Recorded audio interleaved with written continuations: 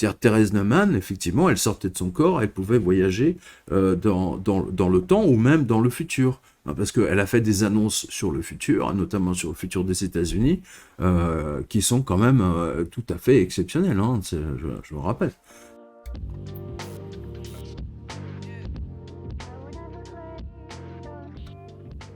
Bonjour à tous, on se retrouve pour cette rentrée des rendez-vous de Kate avec Pierre Jovanovic sur le Média en 442. Bonjour Pierre, comment allez-vous après cette longue pause? Bonjour Kate. Bah écoutez, ça va, c'est une rentrée comme chaque année, mais alors celle-ci elle est particulièrement comment dire euh, marquée par la guerre, enfin les guerres qui se passent, et on voit que les Français sont extrêmement inquiets maintenant. Bah écoutez, on va essayer d'apaiser en tout cas leur inquiétude avec ces capsules, cette poursuite du programme. Et je vous remercie d'ailleurs d'avoir accepté de poursuivre cette nouvelle saison. Je rappelle rapidement qui vous êtes, pour ceux qui ne vous connaissent pas. Vous êtes journaliste, économiste, écrivain, directeur de la maison d'édition Le Jardin des Livres. Et chaque lundi matin, vous publiez la revue de presse économique tant attendue. Alors, avant de commencer, chers spectateurs, n'oubliez pas de vous abonner à notre chaîne YouTube et d'activer la petite cloche pour ne rien rater. Pour ce 7e numéro, cher Pierre, vous avez choisi d'évoquer le cas de Thérèse Neumann. Elle est née en 1898 en Allemagne et morte en 1962. Alors, vous allez rapidement comprendre pourquoi cette femme a un parcours incroyable et pourquoi le choix de Pierre s'est porté sur Thérèse. D'une part, elle est considérée comme le Padre Pio au féminin, et d'autre part, c'est une femme qui a beaucoup intrigué. Plus de 700 ouvrages ont été écrits sur Thérèse Neumann de son vivant. Et vous-même, en tant que directeur de maison d'édition, vous avez édité 2 livres, le Nouveau Testament par les visions de Thérèse Neumann, un document exceptionnel de Gunther Ouais, Schwartz, et Thérèse Neumann, l'extraordinaire mystique de Konnersreuth de Helmut Fasel. Alors, pourquoi, cher Pierre, le parcours de cette femme est si extraordinaire? Euh, tout d'abord, elle est extraordinaire dans le sens où elle a annoncé le futur. Je rappelle qu'elle est née au 19e siècle, enfin à la fin du 19e siècle, et elle a, comme tous les mystiques, hein, comme tous les grands mystiques stigmatisés, elle a eu un accident. Donc elle est tombée d'un tabouret en essayant de passer des seaux d'eau lors d'un incendie. Ses blessures se sont aggravées. Moi, je rappelle, là on est dans les années au début du XXe siècle quasiment, et en fait elle ne pouvait plus bouger du tout. Et c'était quelqu'un qui priait beaucoup, elle avait très peu d'éducation, elle savait à peine lire et écrire, et surtout elle parlait pas vraiment allemand. Elle parlait une sorte de dialecte bavarois, on va dire ça comme ça. Et elle était très attachée à Sainte Thérèse, enfin à Thérèse de Jésus, que nous on connaît en France par définition, puisque c'est la sainte la plus priée dans le monde. Et elle a été guérie littéralement miraculeusement, à la surprise de tous les médecins qui s'occupaient d'elle, le jour de la canonisation de Thérèse de Lisieux au Vatican. Alors que c'était un premier pas. Vous voyez, c'est dans mon livre Enquête sur l'existence des anges gardiens, j'appelais ça les saints Formule 1. Bah là, ça commençait très fort. Vous voyez, c'était le circuit de chauffe, quoi. C'était les premiers tests de qualification. c'est, c'est absolument stupéfiant. Vous savez, j'ai donné une conférence à Toulouse il y a 15 jours. Et alors justement, on m'a parlé de vous. Hein, des lecteurs et des lectrices m'ont parlé de vous, de vos petites capsules, en disant que ça leur plaît, ça les a beaucoup aidés dans leur toute nouvelle vie spirituelle. Et j'ai donné une conférence sur la vision à distance qui a été mise au point par la CIA. Et en fait, au cours de cette conférence, d'un seul coup, j'ai réalisé que Thérèse Neumann avait cette capacité justement, de sortir de son corps, exactement comme les agents de la CIA, on en a parlé ensemble à propos du livre 888, et elle avait cette capacité, effectivement, de sortir de son corps, d'aller voir ce qui se passait ailleurs, et surtout, elle avait cette capacité, comme les gens de la CIA d'ailleurs, de retourner dans le passé. Voilà. Et c'est là où, franchement, elle a pulvérisé littéralement tous les scientifiques de l'époque, enfin, ceux qui lui donnaient un peu de crédit, parce qu'il y a tous ceux qui disaient non, non, c'est une fraude, etc. Enfin, en particulier, c'était des nazis, hein, on va y revenir. Mais toujours est-il, si vous voulez, qu'elle a assisté notamment maintes fois, je crois, de mémoire, je crois qu'elle a 600 fois à la crucifixion du Christ, qu'elle revivait chaque année, chaque vendredi, hein, techniquement. Et ce qui est absolument extraordinaire, c'est que c'est la raison pour laquelle moi j'en ai parlé dans Les Anges Gardiens, c'est que c'est la seule, comment dire, vision à distance de l'apparition de l'archange Gabriel à Marie, à la jeune Marie, et où il lui a parlé en araméen. Et ce qui est dingue, si vous voulez, c'est que Thérèse Neumann, évidemment, elle parle pas araméen, elle n'a jamais été quasiment à l'école. Et en fait, lors de ses visions, elle répétait tout ce qu'elle entendait. Et en fait, on sait aujourd'hui, c'est les mots de Gabriel, c'est Shalom Elich Miriam Gazeta. Hein, voilà, donc on en a parlé ensemble lors de votre capsule sur l'archange Gabriel. Mais il n'y a pas que ça, c'est-à-dire qu'en fait, les gens entendaient qu'elle baragouinait dans une langue bizarre, et en fait, il a fallu notamment un prêtre qui était spécialiste de l'archéologie et qui parlait des langues, ce qu'on appelle les langues mortes, hein, et d'autres spécialistes des langues orientales de Berlin, pour comprendre qu'elle parlait définitivement l'araméen de l'époque de Jésus. Alors, il n'y a aucune explication à ça. Vous savez, tous les gens qui l'ont accusé de fraude, machin, qui nous expliquent comment elle parlait araméen. Voilà. Ça, c'est déjà un premier point. Et d'ailleurs, vous savez, je ne sais pas si c'est avec vous que j'en ai parlé, il y a un film de Coppola, L'homme sans âge, en français. Voilà, on en a parlé effectivement ensemble, oui, L'homme sans âge. Et en fait, l'auteur roumain, je crois que c'est Milae de mémoire, qui en fait a été effectivement extrêmement inspiré par Thérèse Neumann, hein, parce que c'est vraiment l'époque.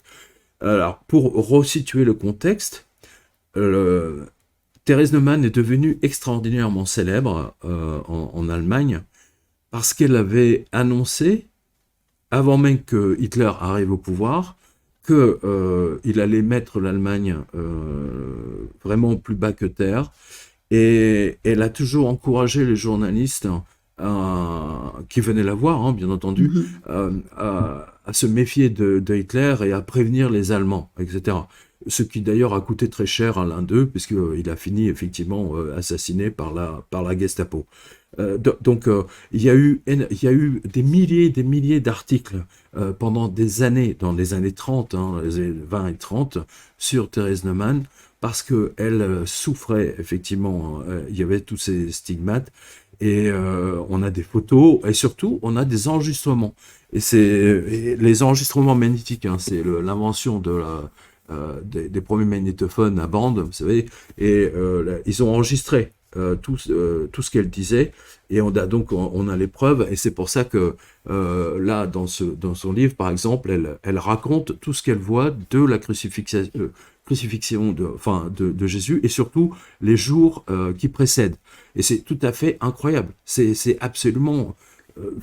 ça dépasse tout entendement. Et c'est du même genre que Anne-Catherine Emmerich, qui est une autre visionnaire, et qui, elle, a servi, dont ses visions à distance ont servi à Mel Gibson, hein, pour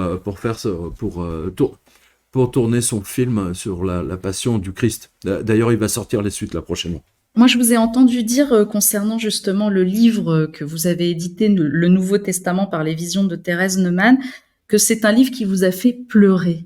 Pour quelle raison ? Ouais, oui, tout à fait. C'est-à-dire que, vous savez, entre le moment où on prend la décision de publier un livre, en plus là, c'est traduit de l'allemand, donc Et au moment où donc on relit le texte de la traduction pour les corrections, enfin c'est toute une procédure, je vous épargne les détails, mais toujours est-il que la première fois que j'ai lu le texte de la traduction, j'étais totalement... Il y a des passages vraiment qui m'ont fait pleurer, effectivement. La crucifixion du Christ détaillée par Thérèse Neumann, mais c'est comme une caméra qui voyage dans le temps. Hein. Il y avait une émission comme ça il y a longtemps sur la télévision, mais c'est complètement ça, quoi. C'est tout à fait extraordinaire. Vous ne pouvez pas inventer des choses comme ça sans les avoir vues. Surtout Thérèse Neumann, qui n'a pas été à l'école, elle n'est pas diplômée elle n'a pas un doctorat de littérature, vous voyez ce que je veux dire, ni un doctorat de langues anciennes. C'est purement, ça dépasse tout entendement. Et là, en fait, vous nagez dans le surnaturel le plus complet. Et on a publié, en fait, son premier livre qu'on a publié, c'était de Helmut Fasel. Mhm. Voilà. Et en fait, Helmut Fasel a pu la rencontrer vraiment maintes fois. Il a pu l'interviewer, etc. Et justement, Helmut Fasel raconte toutes ces rencontres avec Thérèse Neumann dans ce livre. Et franchement, c'est vraiment extraordinaire. Et ce qui est encore plus extraordinaire, voyez-vous, c'est que on retrouve des dénominateurs communs que j'ai exposés dans le livre 888. C'est-à-dire qu'on peut par exemple comparer la tombe de Thérèse Neumann à celle de Charbel Maclouf ou du Padre Pio. C'est-à-dire que sa tombe à Connersreuth, elle est, même aujourd'hui, en 2024, elle est recouverte de fleurs. Mais recouverte du sol au plafond, si j'ose dire. C'est incroyable. Et ça montre, si vous voulez, qu'elle continue effectivement à répondre aux prières exactement comme Thérèse de Lisieux, à sa façon. Elle n'a pas encore été canonisée par le Vatican, mais c'est normal parce que les, les gens du Vatican, en fait, ont plutôt des tendances un peu extrême droite, même un peu nazies, hein, puisque je rappelle qu'à la fin de la guerre, en 44-45, c'est le Vatican qui a aidé quasiment la totalité des officiers supérieurs de Berlin et d'Hitler à s'enfuir au Paraguay, en Argentine, en Croatie notamment. Hein, c'est les moines franciscains, par exemple, à Zagreb, qui ont aidé tous les nazis à partir. Enfin, je vous épargne les détails, mais vraiment, ce qui est étonnant, c'est que elle avait prédit longtemps à l'avance la chute du régime nazi. Voilà. Et Hitler lui en voulait, mais d'une manière considérable. Alors, comme elle était allemande, ils ne savaient pas trop comment gérer ça, parce que eux-mêmes baignaient dans le surnaturel. Donc, vous imaginez des nazis bas de plafond. Ils étaient un peu perdus. Donc, ils ont décidé de l'enfermer pendant 15 jours dans un hôpital, sous surveillance 24 heures sur 24, pour vérifier si elle mangeait ou pas, comme elle le prétend, parce que enfin, son entourage disait qu'elle ne mangeait rien, sauf l'hostie quotidienne. Et pendant 15 jours, effectivement, ils l'ont pesée tous les jours.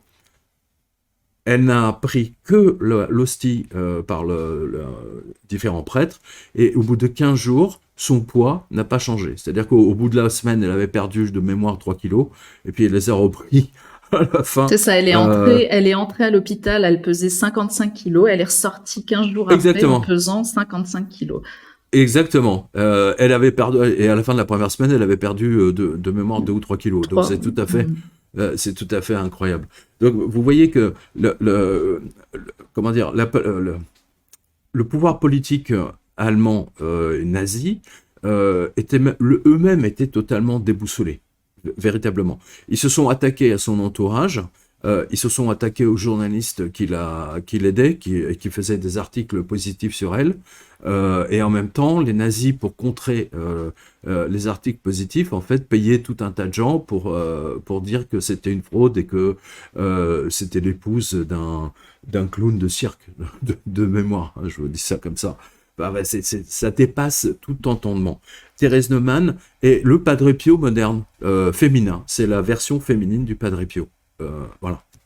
Ce qui est aussi étonnant, c'est que, effectivement, vous l'avez souligné plusieurs fois, c'est que les journalistes venaient en fait observer, rester, écrivaient sur elle, la filmaient, et c'était comme une bête qu'on regardait finalement, qu'on épiait. Elle a été filmée aussi. Moi, j'ai vu des images très impressionnantes d'elle en pleine justement, en revivant De stigmates, hein, voilà, en oui, oui, revivant les oui, oui, stigmates. oui, et on la voit véritablement saigner du visage, saigner des bras, des mains.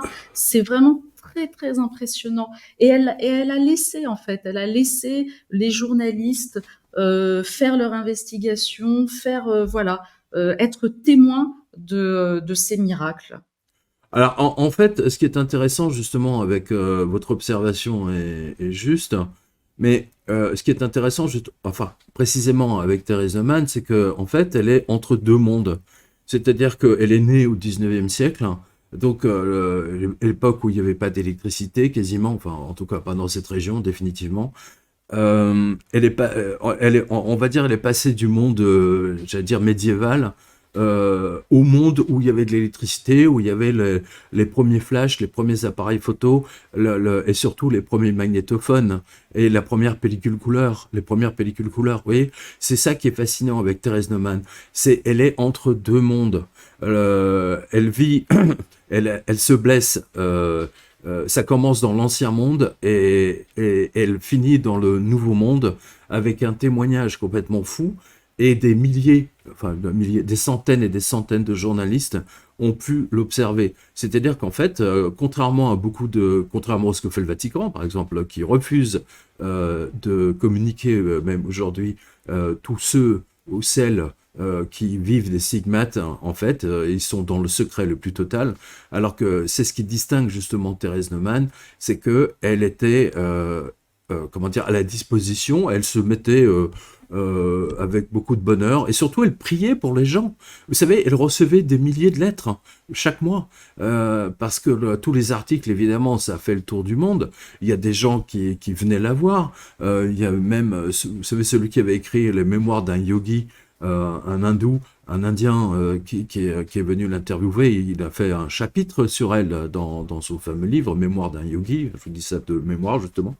Euh, Elle a inspiré des centaines de milliers de personnes et je pense qu'elle a joué un rôle effectivement dans la précipitation de la chute du système politique nazi. Voilà, c'est comme ça qu'on doit le voir, parce qu'elle avait annoncé à l'avance la chute. Voilà. Et elle n'était pas la seule. Hein. Il y avait d'autres personnes qui avaient ce don de voir le futur, mais Thérèse Neumann reste incontestablement, parce qu'on a toutes les preuves, on a tous les articles de journaux de l'époque, où elle a vu l'avènement d'Hitler, avant même que lui-même se rende compte de ce qui se passe, hein, c'est ça qui est extraordinaire, jusqu'à sa chute, et elle a toujours découragé son entourage à sympathiser avec le régime de Berlin. Voilà. C'est tout à fait incroyable. Et c'est un personnage incroyable. Parce que d'habitude, si vous voulez, les mystiques, ils restent dans leur étable, si j'ose dire. Hein, c'est-à-dire qu'ils communiquent pas. Alors que là, c'est tout le contraire. C'est une mystique furieusement moderne, alors qu'elle arrive du Moyen-Âge, quoi. C'est fou. C'est tout à fait extraordinaire. Moi, je vous rappelle que la médecine de l'époque, fin 19e, elle a un peu évolué, mais elle n'est pas si éloignée que ça de la médecine de Molière. Hein. C'est ça qu'on doit voir. Et elle a été guérie miraculeusement de toutes ses blessures, de toutes les maladies qui l'a clouée au lit. Mais ça, c'est une constante chez les mystiques. C'est-à-dire qu'ils sont tout le temps, comment dire, ils souffrent de maladies bizarres les unes après les autres, qui les empêchent de vivre une vie normale. Voilà. Est-ce qu'on peut dire aussi, souligner, c'est qu'elle avait un sacré sens de l'humour. Et là, on peut peut-être faire un parallèle avec votre dernier livre, 888, parce que vous dites, alors il y a un petit passage que vous mentionnez dans l'enquête sur l'existence des anges gardiens, quand vous consacrez donc une partie de votre livre à Thérèse Neumann. Oui. Je vais lire ce petit passage et vous verrez, cher spectateur, qu'elle avait beaucoup d'humour. Alors, vous dites que la journaliste allemande Annie Spiegel, qui fut l'une Oui, des Spiegel, proches oui. de Spiegel, merci, qui fut l'une des proches de Thérèse Neumann, rapporte que malgré tous ses outrages, elle gardait un sens de l'humour bien terre à terre. Elle a ainsi remis à sa place un sceptique qui lui parlait d'autosuggestion. Oui. Vous vous êtes imaginé ces stigmates à un tel point qu'ils se sont produits. C'est évident, répondit Thérèse. Imaginez à votre tour que vous désireriez avoir des cornes. elles vous pousseront probablement sur la tête. Ça, c'est drôle. Oui, c'est vrai, j'avais oublié maintenant, ça me revient. En effet, non, mais tout à fait. Mais vous savez, les gens, vous savez, tous les sceptiques, ils sont là, ils vous parlent d'autosuggestion, etc. Bon, c'est du n'importe quoi, hein, ou de l'hypnose, ou je ne sais quel autre. C'est vrai que l'hypnose, effectivement, joue un rôle, parce que Charcot venait de découvrir justement les effets. D'ailleurs, nous, on a un livre à ce sujet, hein, d'un professeur du patron de l'école polytechnique qui s'appelle les vies successives, hein, qui lui s'était passionné pour justement pour l'hypnose du docteur Charcot, qui allait former Freud, hein, par la suite. Donc vous voyez, on est toujours dans cette époque charnière, c'est-à-dire le passage d'une ère à une autre. Voilà. Et c'est intéressant parce que nous-mêmes, vous voyez, là on est en fin septembre 2024, eh bien, on est nous-mêmes entre deux ères, c'est-à-dire c'est la fin de l'ère de l'écrit, hein, de tout ce qui était écrit, et on est passé à l'ère où tout passe par l'image. Voilà. Mhm. Et c'est ça qui est stupéfiant. On est à l'ère digitale, on a abandonné 6000 ans d'analogique, si je peux dire, ou d'écriture. Voilà. Et Thérèse Neumann, c'est comme véritablement, c'est comme un phare, vous voyez, dans la nuit du temps. Hein. C'est-à-dire qu'elle éclaire avec tout ce qu'elle a vécu, et c'est comme une borne temporelle. Je trouve ça absolument merveilleux, et surtout toutes les souffrances qu'elle a dû revivre en revivant justement la passion du Christ. Mais moi, je vous assure, là, quand je vous dis le Nouveau Testament par les visions de Thérèse Neumann, c'est époustouflant. Personne ne peut rester insensible à ce qu'elle a vu et ce qu'elle raconte. Hein, voilà. De toute façon, il faut voir Thérèse Neumann, oui, parce que j'ai publié ça en tant que directeur littéraire, donc on a publié ça, je sais pas, il y a quelques années maintenant, mais depuis, si vous voulez, je me suis familiarisé avec tous les travaux de la CIA sur la vision à distance et sur le voyage hors du corps. Et quand on remet ça dans le contexte, en fait, les deux racontent exactement la même chose. C'est-à-dire Thérèse Neumann, effectivement, elle sortait de son corps, elle pouvait voyager dans le temps ou même dans le futur. Hein, parce qu'elle a fait des annonces sur le futur, hein, notamment sur le futur des États-Unis, qui sont quand même tout à fait exceptionnelles, hein, je me rappelle. Voilà. Donc, Thérèse Neumann, c'est une... comment dire, elle aurait pu être numéro 1 de la CIA en termes de voyage à distance et de vision à distance et de vision dans le passé ou dans le futur. Alors justement, comme elle intéressait beaucoup les nazis, est-ce que vous pensez qu'il y a eu une tentative de la manipuler, peut-être, à des fins stratégiques? Ah bah, écoutez, ils ont essayé enfin, pas la manipuler, non, parce que en fait, ils ont essayé de l'empêcher de parler. Hein, voilà, D'accord. parce qu'elle avait toujours annoncé que le régime de Berlin, du moustachu, n'allait pas durer très très très longtemps. Voilà. Et donc ça a énervé prodigieusement les nazis. Puis je vous rappelle qu'on est en Bavière, hein, c'est quand même, hein, c'est le cœur du sujet, si je puis m'exprimer ainsi. Voilà, c'est pour ça que je vous dis, Thérèse Neumann a été vraiment un phare dans la nuit du temps, quoi. C'est surtout dans cette période extrêmement sombre du nazisme et de la Deuxième Guerre mondiale. Ce qu'elle a vécu, c'est absolument phénoménal, véritablement. D'ailleurs, vers la fin, les nazis ont essayé effectivement de détruire son village, mais les Américains avançaient tellement vite que du coup, ils n'ont pas pu la détruire pour se venger du fait qu'elle avait donné le futur avec précision sur la destruction du régime de Berlin. Alors comment a-t-elle fini sa vie, Thérèse Neumann, qui nous a quittés en 1962? Bah, faut comme tous les autres mystiques, c'est-à-dire que après avoir souffert toutes les maladies possibles et imaginables, il meurt simplement d'une maladie bénigne, genre pneumonie ou myocardite. Voilà, comme tous les mystiques. Là aussi, on a un dénominateur commun. j'allais dire, il meurt simplement, après avoir vécu des choses complètement dingues, surnaturelles. Voilà. Quand c'est l'heure, c'est l'heure. Voilà. Donc elle est partie à ce moment-là.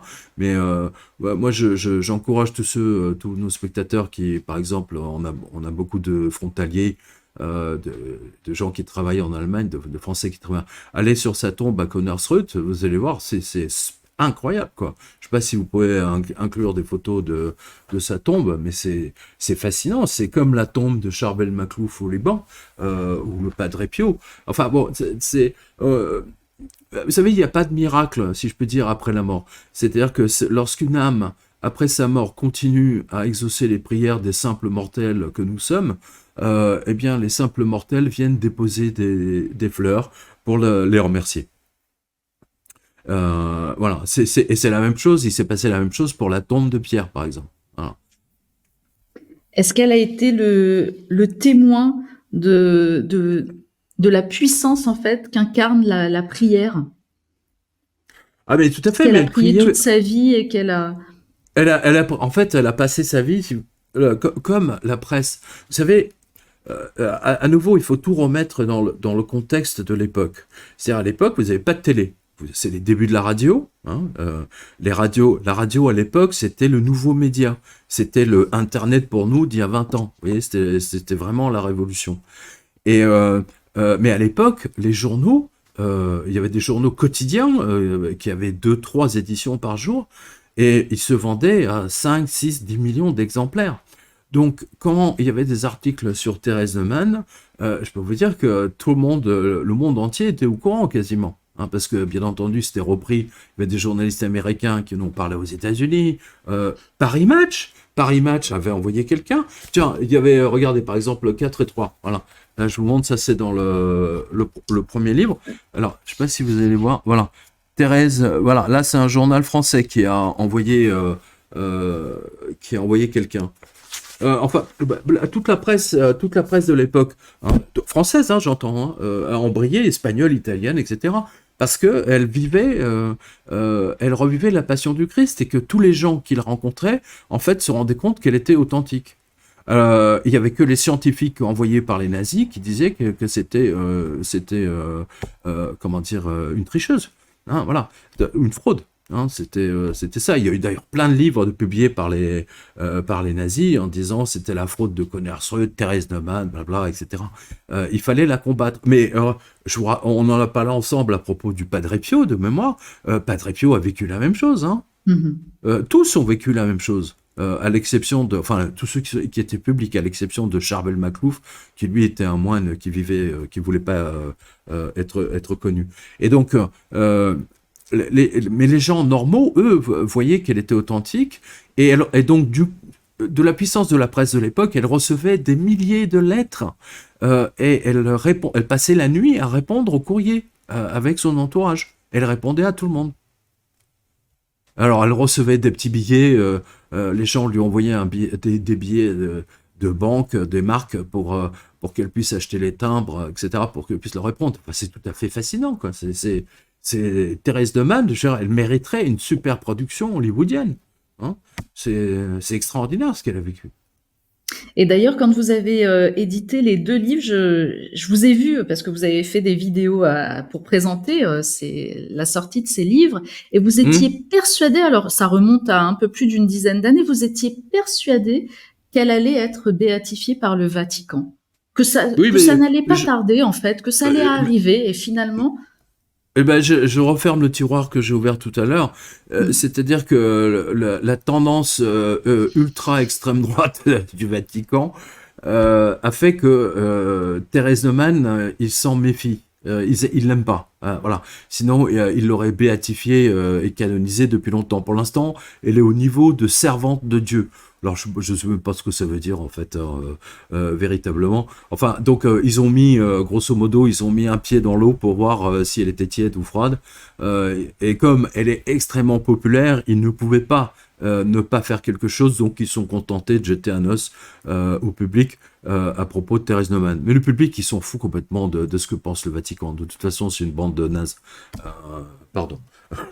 Alors à nous, On va encore se faire des amis. alors à nous Il y a de il y a tous les cathos traditionnalistes, les papistes qui vont dire oh là là, mais Jovanovic, machin. Allez, peu importe. Vous savez ce que j'en pense. Donc voilà. Mais en fait, tous ces gens, vous savez, tous ces gens qui nous envoient des messages, mais ils ont jamais lu un de ces livres. Ils sont là. Ce sont des nazes. Voilà, je le dis simplement parce que vous savez, bon, il y a par exemple, j'aime pas du tout l'émission des grosses têtes RTL. Je trouvais que c'est d'une vulgarité sans nom. Mais il me viendrait même pas à l'idée d'aller sur le site de RTL pour dire tout le mal que je pense d'eux. Je m'en fous, j'ai pas de temps à perdre, vous non plus. on n'a pas Les de gens temps. normaux non plus, voilà. Mais là, vous avez des gens qui viennent vraiment cracher leur venin. C'est des frustrés, mais c'est incroyable, quoi. C'est tout à fait étonnant.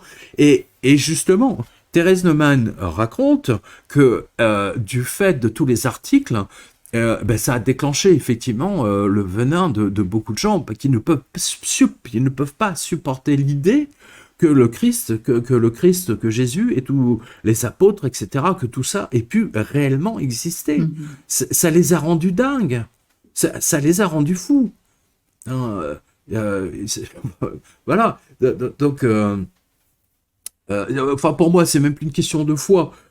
Parce que là, avec Thérèse Neumann, comme avec le Padre Pio d'ailleurs, hein, et le Charbel Maclouf, on a des preuves du surnaturel qui sont scientifiquement totalement inexplicables, même aujourd'hui, et même dans 50 ans, et même dans 100 ans. Hein. D'ailleurs, je suis à peu près persuadé que si on ouvre le cercueil de Thérèse Neumann, on risque de la retrouver incorruptible. Hein.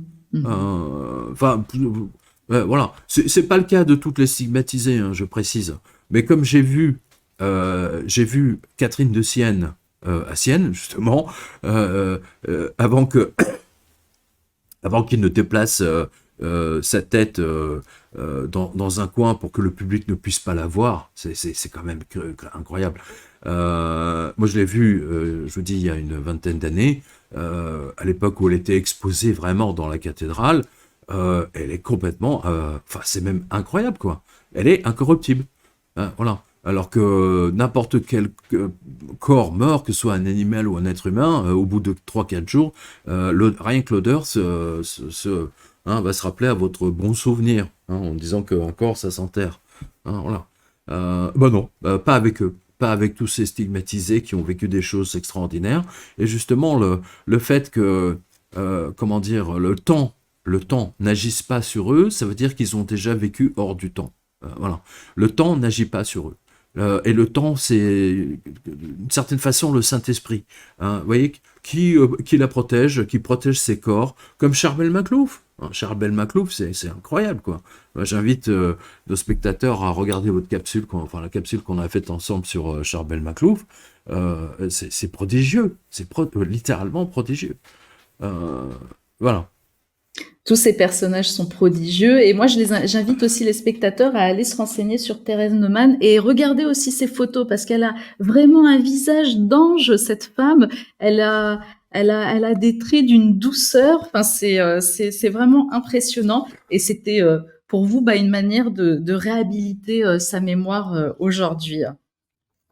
Écoutez, moi c'est quelque chose. Voilà, attends, je le montre. Je sais pas si on. Attends, on la voit bien là. Ouais. Alors voilà, là il y a deux. Alors ça, c'est des photos qui ont été prises en temps réel. Voilà, pour ceux qui disent oui, la triché. Non, ça a été pris. Alors attends. Donc, alors au début, on se rend. Enfin, il faut vraiment observer. Je sais pas si on voit bien la caméra, mais on voit ici le début d'une larme de sang.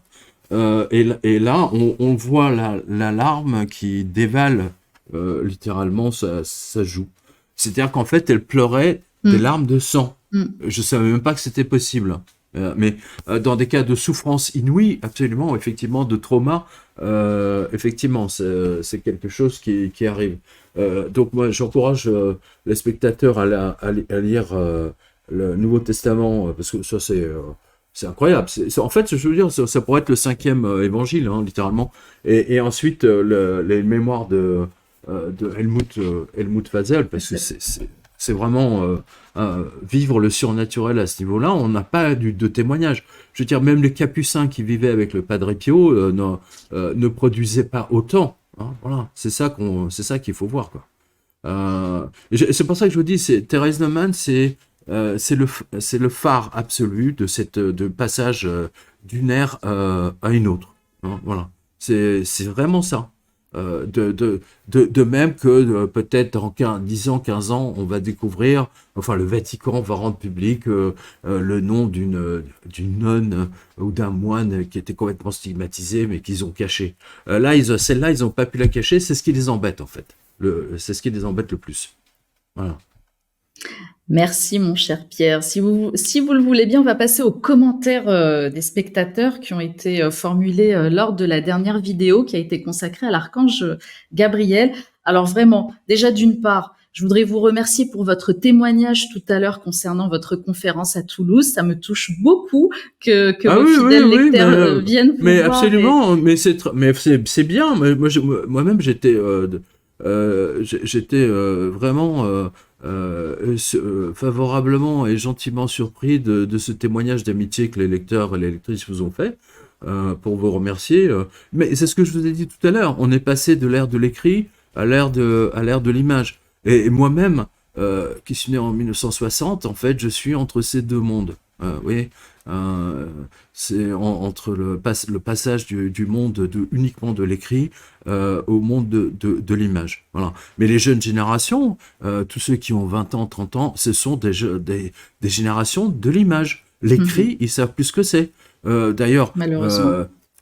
Exactement, il y a 22 ans, ou je sais pas combien, ou même 30 ans, quand j'ai publié la première fois le livre sur les anges gardiens, je vous dis n'importe quoi, je veux dire, il y avait 30 000 librairies en France. Hein.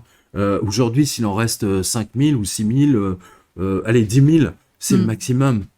Voilà. Donc ça vous montre bien, si vous voulez, qu'il y a une descente de l'écrit, il y a une disparition progressive de l'écrit. Ça, c'est clair, net et précis.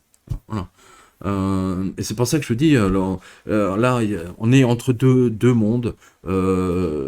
Et ces témoignages-là sont extrêmement précieux parce que je pense que progressivement, tout ça va être avalé parce que toutes les nouvelles générations, je pense ceux qui ont 15-16 ans aujourd'hui, quand je vois leur niveau d'orthographe et de trucs, et quand vous le comparez à ma génération qui avait 14-15 ans, mais attendez, mais je ne sais pas ce qui s'est passé entre-temps, mais c'est absolument épouvantable. Bon, c'est une autre histoire d'éducation nationale. C'est un autre débat. En tout cas, les gens continuent d'écrire des dizaines et des dizaines, peut-être même une centaine, plus d'une centaine de commentaires sous la vidéo. Ils vous remercient chaleureusement, vraiment, et ils apprécient votre franc-parler. Alors moi, j'en ai sélectionné 2 aujourd'hui. L'un, le premier, c'est celui de Julien Ergue, et vous allez comprendre pourquoi je l'ai choisi, qui jette une bouteille à la mer, comme il le dit. Alors, j'ai fait un petit condensé un petit résumé de son commentaire, qui est très long, et j'espère qu'il m'en voudra pas. Alors, en fait, il écrit sur ses doutes vous concernant. Et pour se faire une vraie opinion, il a acheté quelques-uns de vos livres. Et puis, il a lu Enquête sur l'existence des anges gardiens. Alors, la première partie, concernant les témoignages, ne l'a pas vraiment convaincu. Mais ensuite, il s'est souvenu de votre conseil de parler tous les jours à son ange gardien. Et là, il l'interroge, et le jour même, il va récupérer sa fille au centre de loisirs, qui l'accueille, tout sourire, en lui disant qu'elle a un cadeau pour lui. Et vous ne devinerez jamais quel est ce cadeau. Je devine. Dites-moi. Le dessin d'un ange, j'imagine? Alors, il y a un ange, mais c'est pas le dessin. C'est un pendentif en forme d'ange qu'elle a retrouvé au centre de loisirs sur un banc posé comme ça. Ah oui, incroyable. Et elle l'a offert à son papa. Mais vous savez, alors c'est curieux parce que je veux dire, avec des millions de lecteurs de ce livre, je peux vous dire que 80% effectivement de personnes sont totalement bouleversées justement par la première partie du livre. Mais là, on a affaire à un cas spécial. Il dit qu'il est très cartésien. Voilà, il explique qu'il est très cartésien et que vraiment. Ah, mais je déteste les cartésiens. Bon, écoutez, il a été gentil dans son. Non, mais attendez, je finis. Je déteste les cartésiens parce que même quand on leur met les preuves sous le nez, il refuse de les voir. Vous voyez, c'est uniquement lorsqu'ils vivent une synchronicité comme celle-ci que finalement ils sont ébranlés, quoi. C'est comme une statue de marbre qui d'un seul coup commence à bouger. Là, ça leur a explosé la cervelle. Et je veux dire pourquoi les cartésiens m'énervent. Parce que d'abord ils sont malhonnêtes. Ils sont malhonnêtes avec eux-mêmes, déjà, première chose. Et ensuite, quand on connaît l'histoire de Descartes, justement, moi je rappelle que Descartes raconte dans ses mémoires qu'il a fait plusieurs rêves de son ange gardien qui lui a montré ce qu'était la méthode scientifique. La première fois, il n'avait pas tenu compte. L'ange est revenu une deuxième fois, il lui a toujours en rêve, et là il a secoué. Il n'y a toujours pas cru. Et une troisième fois, l'ange a été extrêmement agressif, toujours en lui montrant ce qu'était comment dire, une méthode scientifique, c'est-à-dire reproduire tout le temps par tout le monde pour obtenir le même résultat. Et c'est comme ça qu'il s'y est collé. Voilà. Et donc, quand les gens me disent je suis cartésien, mais espèce de crétin, au moins essaie de te documenter sur ce qu'est le cartésianisme et d'où ça vient. Ça vient d'un ange. Voilà. Donc, c'est ça qui m'amuse en même temps. Vous voyez. Mais en général, j'ai remarqué, donc là j'ai 30 ans d'expérience sur le coup, que les gens qui refusent même quand on leur met toutes les preuves, en fait, dans leur passé, il y a des choses tellement épouvantables que ça les embête. Vraiment, c'est une catastrophe pour eux d'accepter le fait qu'il existe une vie après la mort, que les anges existent et qu'ils enregistrent tout. Vous voyez, c'est ça qui est intéressant. Voilà, donc là c'est 30 ans d'expérience, de courrier de lecteurs, de discussions, de conférences, vous imaginez, mais rien ne m'amuse le plus que les gens qui se disent cartésiens, je veux dire, surtout quand on connaît l'histoire de Descartes, quoi. En tout Voilà, cas, comment... Julien promet de dévorer l'ensemble de vos œuvres. Voilà. Bah écoutez, tant mieux pour lui. Hein, il a fallu que ce soit sa fille, sa gamine, qui lui apporte une preuve. C'est ça qui est génial. Donc vous voyez que les anges eux, ils attendent que la porte soit ouverte. Voilà. C'est-à-dire qu'ils attendent véritablement. Si vous voulez, c'est notre liberté d'action. Hein, c'est le libre arbitre. Hein, c'est ça. Voilà. Si vous ouvrez la porte, si vous le demandez, bah, vous allez recevoir. Hein. Voilà. C'est un peu l'idée. Et je vous assure. Mais vous savez, il y a très peu de gens qui se prétendent cartésiens. Dieu merci. Hein, voilà. Le second commentaire, c'est celui d'Odile Pastourel. Alors là, je trouve son témoignage très touchant, très personnel aussi, vous allez voir. Alors, elle nous dit, et puis je la remercie aussi pour sa confiance, parce que vous allez voir, c'est assez personnel. Elle nous dit « Merci, car je sais maintenant quel était cet être divin qui est venu m'annoncer la venue de mon deuxième fils. J'avais des problèmes de santé et toute la famille me disait d'avorter. Mais lors de ma méditation, après un rapport avec mon mari, cet être divin m'est apparu. Je l'ai vu de dos, il avait les cheveux longs, un grand vêtement ample, il tendait les mains avec les coudes pliés. Il y a eu une pluie de paillettes d'or, ces paillettes se sont concentrées dans les bras de cet être et ont formé un bébé. Je me suis toujours demandé qui était cet être. Merci, car je sais maintenant que c'était l'archange Gabriel. Grâce à cette vision annonciation, je ne me suis pas fait avorter, car à chaque fois que je faisais le numéro de téléphone pour prendre rendez-vous, je revoyais la scène et je raccrochais. J'ai maintenant un fils merveilleux qui a 38 ans et qui est très près de Dieu. Ah, bah, écoutez, Merci Odile. Oui, c'est très touchant. Hein, vous savez, ce genre de témoignage, j'en ai reçu des milliers. Je veux dire des dizaines de milliers même depuis tout ce temps, et c'est très touchant. Mais ce genre de choses, en fait, ne se partagent pas vraiment. Vous voyez, c'est tellement intime. Donc on la remercie, et on la remercie effectivement. Mais je veux dire, quand on est à l'extérieur, c'est moins puissant que lorsque vous le vivez. Voilà. Et c'est ça que je montre justement dans Enquête sur l'existence des anges gardiens. D'autant que ma conversation, mon interview avec Elisabeth Kubler-Ross, elle qui a accompagné des mémoires, je crois qu'elle le dit dans l'interview avec elle, je crois qu'elle a accompagné plus de 20 000 personnes, des gens en fin de vie. Donc elle a vécu des expériences mystiques, et je peux vous dire qu'elle elle était protestante, hein, juive. elle était juive d'abord, protestante ensuite, par son mari, hein, voilà. Et elle est devenue chrétienne, catholique, parce que toutes les expériences qu'elle a vécues lui ont montré qu'en fait, c'est plus le Christ tel que, avec l'approche, on va dire, catho, qui semble être la vérité selon toutes les expériences qu'elle a vécues. Merci beaucoup Pierre, merci à tous ceux qui nous suivent, tous ceux qui sont de plus en plus nombreux à nous suivre. Et puis je vous dis à très bientôt finalement. Merci à vous. Bah tiens, justement, j'ai vu, alors peut-être que vous l'avez vu aussi, c'était la semaine dernière, il y a le corps d'un cardinal qui a été retrouvé totalement intact. Donc vous voyez, il y a encore des prêtres, des cardinaux, si vous voulez, qui sont dignes de ce nom, hein, contrairement à la grande majorité qui vit au Vatican. Euh, On finit sur voilà. une note positive, ça c'est très bien ça. Exactement, exactement. Merci Pierre et je vous dis à très bientôt. Merci à tous de votre Voilà, fidélité. bah écoutez, lisez celui-là en priorité. Voilà, ça c'est vraiment, franchement, c'est extraordinaire parce que ça vous donne la vision à distance. Enfin, c'est incroyable quoi.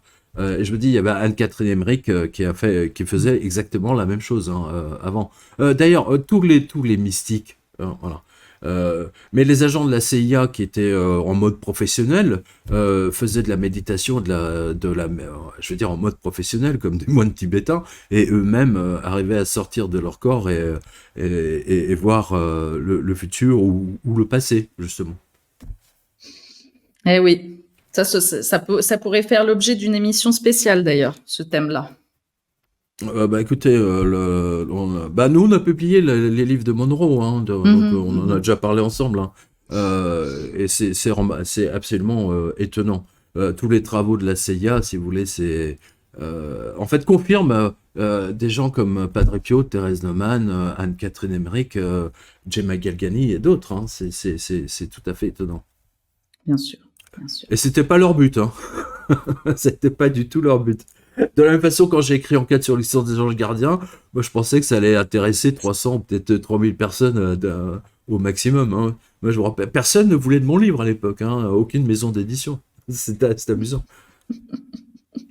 Oui, oui, c'est amusant, on peut le dire, on peut le Ah dire. ouais, ah ouais, rétrospectivement, oui.